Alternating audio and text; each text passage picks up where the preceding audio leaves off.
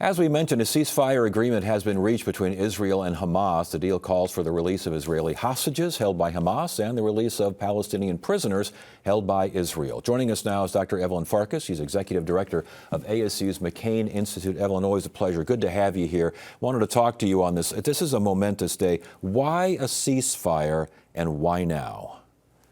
Well, Ted, this is something, as President Biden was quick to point out, that he has been working on with his team for 15 months, so over a year since the last time there was a ceasefire and a hostage release and prisoner exchange. The problem is that Hamas and the Israeli government could not agree on terms. In the current situation, Hamas has been significantly weakened, and its main sponsor, the Iranian government, has been significantly weakened by the actions of the Israeli government. So there was motivation on that side. And then President Trump has weighed in, and his envoy has joined President Biden's envoy.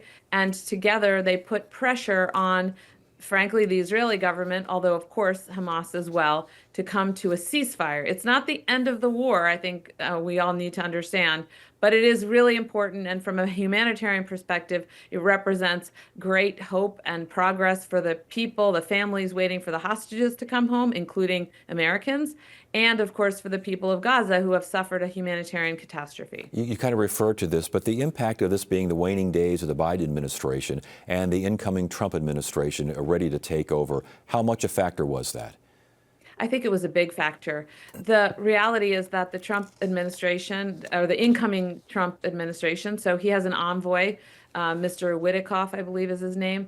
He joined with Brett McGurk, who has been the longtime envoy of President Biden, at the meetings to essentially put pressure on the parties to meet with the Qataris and the Egyptians, who also have been instrumental in getting Hamas to come to this agreement. This is a multi-phased ceasefire. What does that mean? Well, it means that you cease the fire and then you conduct the exchange. So the hostages will be released. We've heard that there will be 33 released in the first time frame, which is 42 days.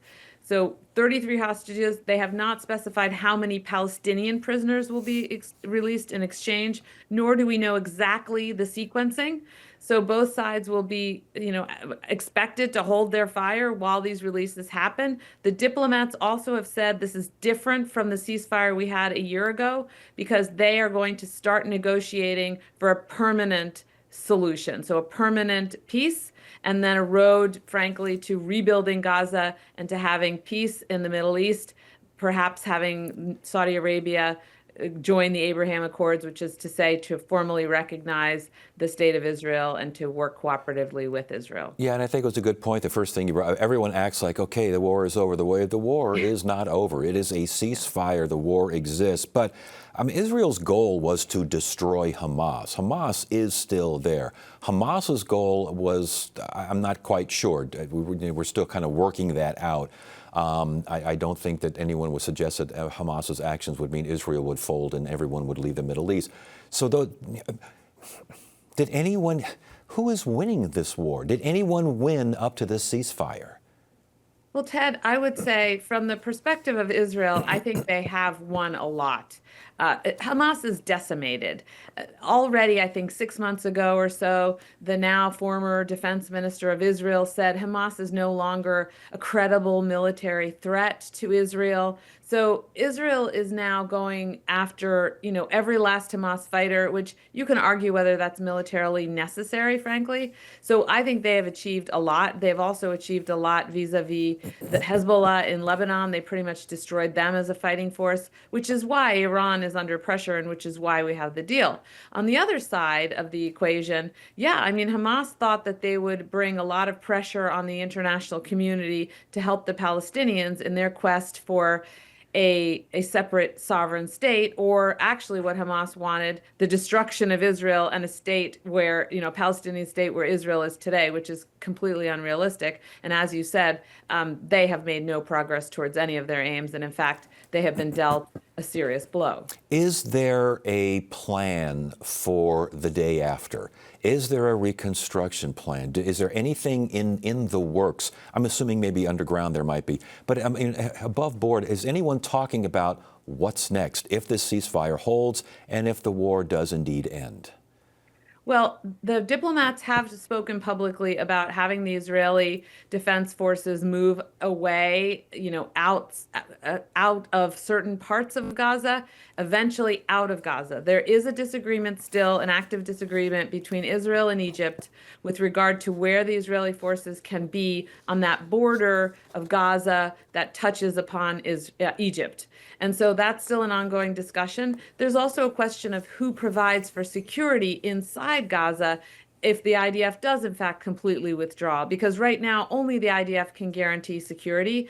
The international community will not give a terrorist organization, Hamas, the nod to keep the security there.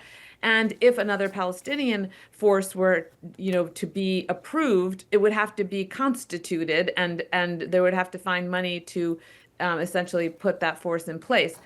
The third option, of course, is some kind of Arab force, some kind of international force. And I think we're headed towards some kind of international force as the most realistic security force, but we're a long way from getting agreement on that. And of course, as I mentioned, reconstruction and humanitarian assistance, that's also paramount for the people of Gaza. Up to now, how has all this reshaped the Middle East? How can the day after even further reshape the Middle East?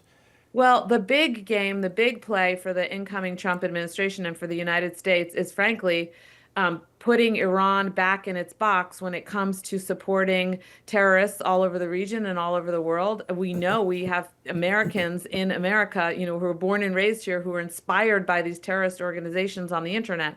So we need to fight against terrorism by containing the threat that Iran poses, because it has a lot of money and it sponsors these terrorist organizations. The second threat from Iran, of course, is its nuclear weapons industry, because it is trying to achieve a nuclear weapon that can attack the United States and essentially put us in harm's way and blackmail us. So that's the big game, frankly, for the Trump administration, to eliminate the threat posed by Iran to us and, of course, to Israel. Yeah, last question, about 30 seconds left there, so quickly if you could. Lessons learned by this war up to now.